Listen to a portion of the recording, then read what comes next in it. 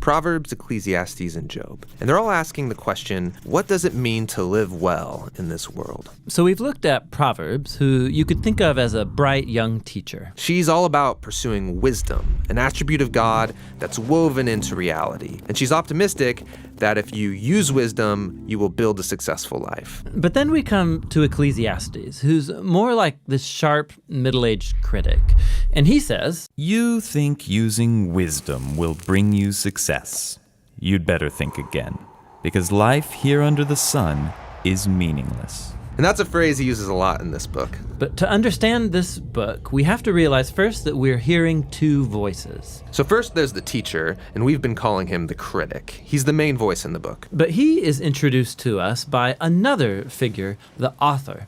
And he's the one who's collected the critic's words and then at the end of the book summarizes everything and gets the final word. So why does the author want us to hear from the critic? Well, he wants to turn your view of the world upside down, and he's going to let the critic explore three really disturbing things about the world. And we should warn you, these are pretty intense. Yeah, so the first is the march of time, or as the critic says, "Generations come and generations go, but the earth, it's been here long before us and will be long after.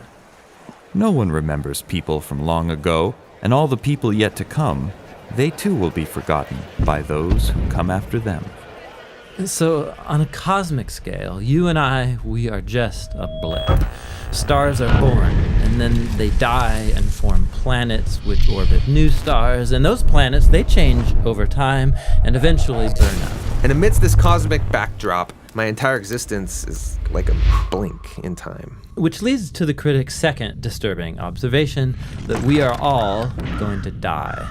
Humans face the same fate as the animals: death. All people, the righteous and the wicked, the good and the bad, those who offer sacrifices to God and those who do not, they all share the same destiny. All this activity and madness, then we all join the dead. Man, this book is depressing. And so is the final disturbing thing for the critic, and that is life's random nature. So in Proverbs, life isn't random. There's a clear cause and effect relationship between doing the right thing and being rewarded. But the fact is that life doesn't always work that way. The critic has observed a glitch in the system. He calls it chance, or in his words, "The race doesn't always go to the swift, or the battle to the strong, nor does food always come to the wise, or wealth to the brilliant, or favor to the educated. Time and chance happen to them all." So his point is that you can't really control anything in life. It's just way too unpredictable. So if I want to master life, Then you're setting yourself up for a fall. Now, throughout the book, the critic uses a metaphor to tie together all of these disturbing ideas. Nearly 40 times he says that everything in life is hevel. It's a Hebrew word that means smoke or vapor. Like smoke, life is beautiful and mysterious. it takes one shape, and before you know it, it takes a new shape. And smoke looks solid, but try and grab it, it'll slip right through your fingers. And when you're stuck in the thick of it, like fog, it's impossible to see clearly. Now, our modern translations have lost the metaphor, and they usually translate hevel as meaningless. But if you read closely, the critic isn't saying that life has no meaning, but rather that its meaning is never clear. Like smoke, life is confusing, it's disorienting and uncontrollable. So what are we supposed to do with all of this? Well, surprisingly, the critic first of all acknowledges the perspective of Proverbs. He says it's a really good idea to learn wisdom and to live in the fear of the Lord. Really? I mean, he just said that doesn't guarantee success. But he knows it's the right thing to do. But secondly, and more often, he says that since you can't control your life, you should stop trying.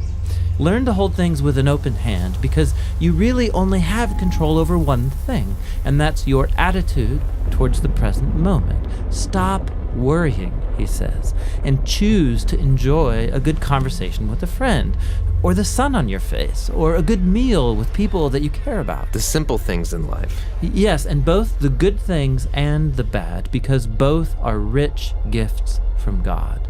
And that's the surprising wisdom of Ecclesiastes. Listening to the critic is painful and can lead you into some dark places. And that's why the author speaks up at the end of the book. He doesn't want you to lose hope. He wants to make you humble into someone who trusts that life has meaning even when you can't make sense of it, that one day God will clear the hevel and bring his justice on all that we've done. And so he tells us that the proper response to all of this is to fear the Lord and keep his commandments. And that's the book of Ecclesiastes. Now, there's one more voice in the Bible's wisdom literature, and that's the book of Job. And he will bring us the final, much-needed perspective on our journey into wisdom.